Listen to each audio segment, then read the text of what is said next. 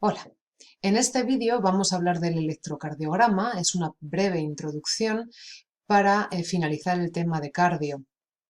El electrocardiograma, como sabéis, es una prueba diagnóstica clínica que lo que hace es registrar el paso de corrientes eléctricas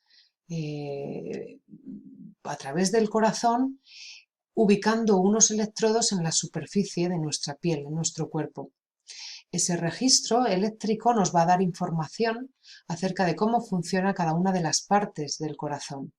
Y ese registro lo que hace es dibujarnos unos gráficos con unas ondas y unos intervalos que son muy característicos. Para llevar a cabo un electrocardiograma tenemos que disponer de una serie de electrodos que vamos a posicionar en distintas zonas del paciente. Hay unos electrodos que son del plano frontal, que se llama, que se ponen en las muñecas y en los tobillos, y otros electrodos que son del plano de la derivación precordial, que se ponen pues en la parte anterior del pecho y van rodeando, digamos, de alguna manera, la cara anterior y lateral del corazón. Aprenderéis a ponerlos en prácticas, os mandarán algún vídeo las profes de prácticas. Estos electrodos ubicados en distintas zonas de la superficie de nuestro cuerpo, lo que hacen es generar ventanas o derivaciones que se llaman. Es decir, una derivación es un observador que mira al corazón o la corriente eléctrica que atraviesa el corazón desde distintas zonas. Así, las derivaciones precordiales nos darán información sobre la cara anterior y lateral del corazón. Son como pequeños fotógrafos, cada uno de ellos ubicado en una zona diferente y que va a ver cómo atraviesa la corriente eléctrica en esa zona del corazón. Las derivaciones del plano frontal, 1, 2, 3, AVR, AVL, AVF, esto lo estudiaréis con detenimiento, no os preocupéis, nos van a dar información de la cara superior, inferior, del corazón, de manera que al final todas las derivaciones nos dan una foto fija, una foto de un momento concreto.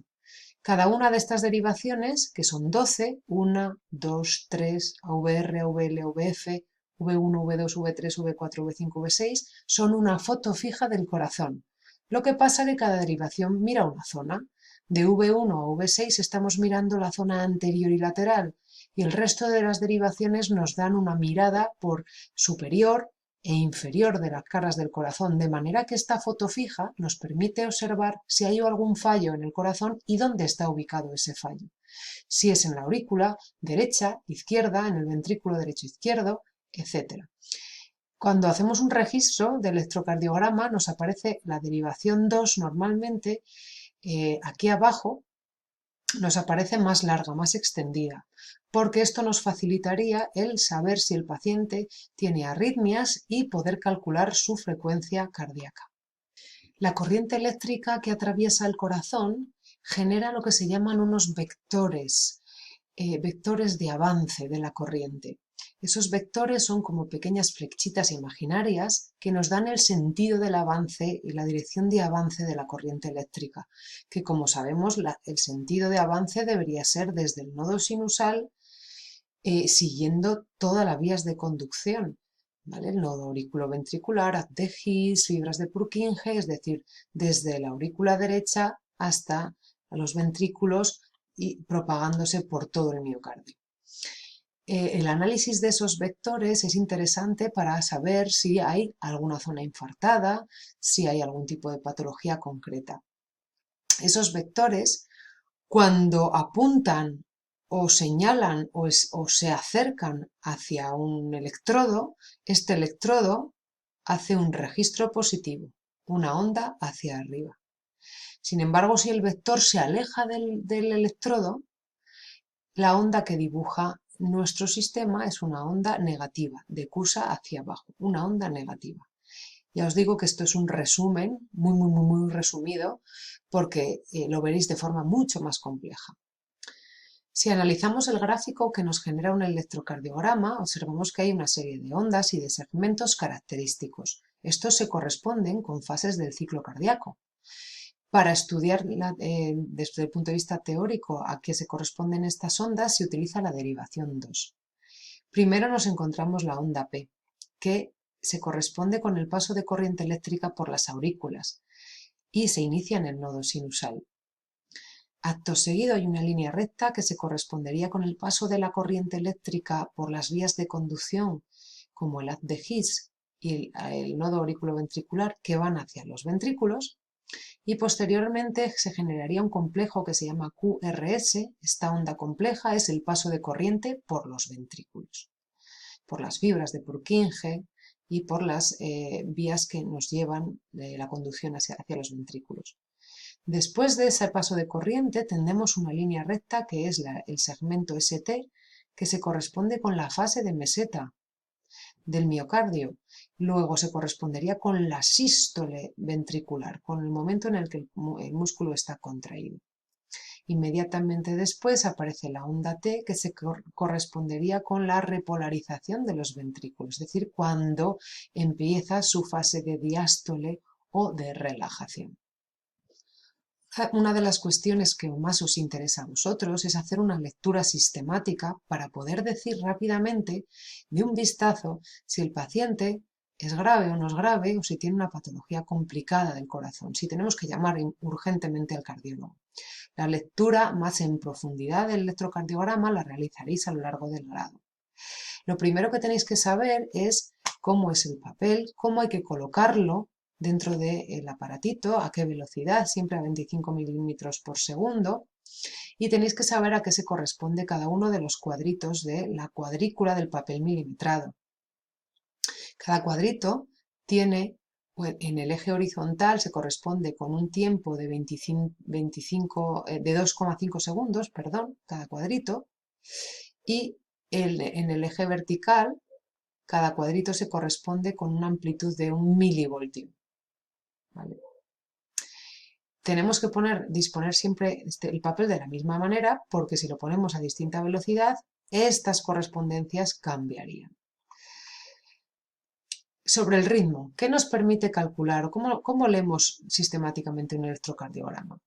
Para hacer la lectura tenemos que decir si es rítmico o no es rítmico.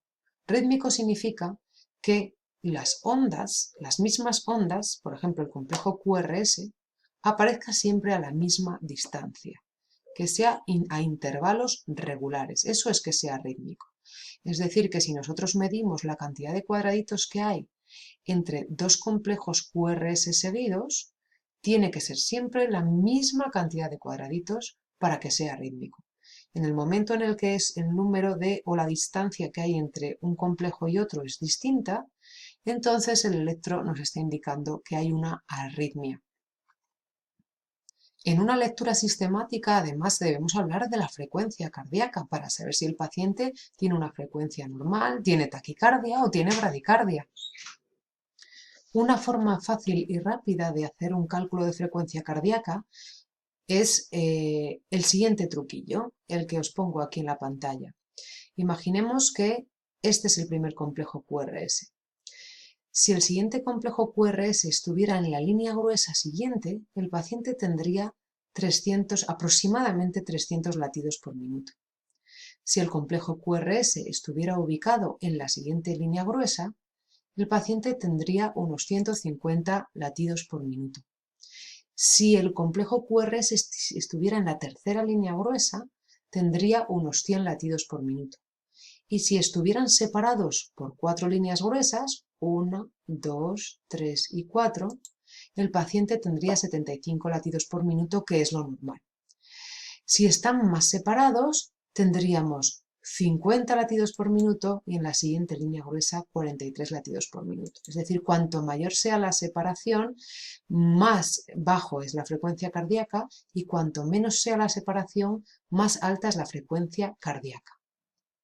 Otra cuestión muy importante en la lectura sistemática de un electrocardiograma es decir si el ritmo es sinusal o no, es decir, que si es el nodo sinusal el que está generando este ritmo.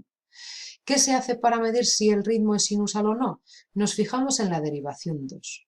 Si hay una onda P seguida de un complejo QRS normal, podemos decir que es sinusal si a la vez en AVR, que es otra de las derivaciones, la onda P es negativa, es hacia abajo. Es decir, en la derivación 2 la onda P es positiva, seguida de complejo QRS, es decir, que transmite. Y en la derivación AVR esta onda P tiene que ser negativa. Y eso sería un ritmo sinusal. Cuando no hay ritmo sinusal, el paciente no tiene un electro normal. Además de la lectura sistemática, es muy interesante poder calcular el eje eléctrico. El eje eléctrico nos indica cómo es el recorrido global de ese vector eléctrico que va atravesando el corazón cuando éste se despolariza. Sabemos que la corriente eléctrica se genera, si esto es el corazón, se generaría en el nodo sinusal, en la aurícula derecha, e iría descendiendo hacia los ventrículos. Como el ventrículo izquierdo tiene más masa muscular y más miocardio, si sumamos todas las corrientes eléctricas, la suma nos da un vector, una especie de flecha que apunta en esta dirección hacia abajo y hacia la izquierda. Cuando el vector cae en este cuadrante de aquí abajo, decimos que el eje es normal. Sin embargo, si calculamos el eje y cae en algún otro de los cuadrantes, los superiores o el inferior derecho, entonces el eje está desviado. ¿Cómo se calcula esto? Para estudiar el eje, nos fijamos en el complejo QRS, de dos derivaciones, la derivación 1 y la derivación AVF. De manera que, si las dos derivaciones tienen un complejo QRS positivo, el eje es normal. El eje estará inclinado a la derecha si en la derivación 1 el complejo es negativo y en AVF es positivo. El eje estará derivado hacia la izquierda si en la derivación 1 el QRS es positivo y en AVF es negativo.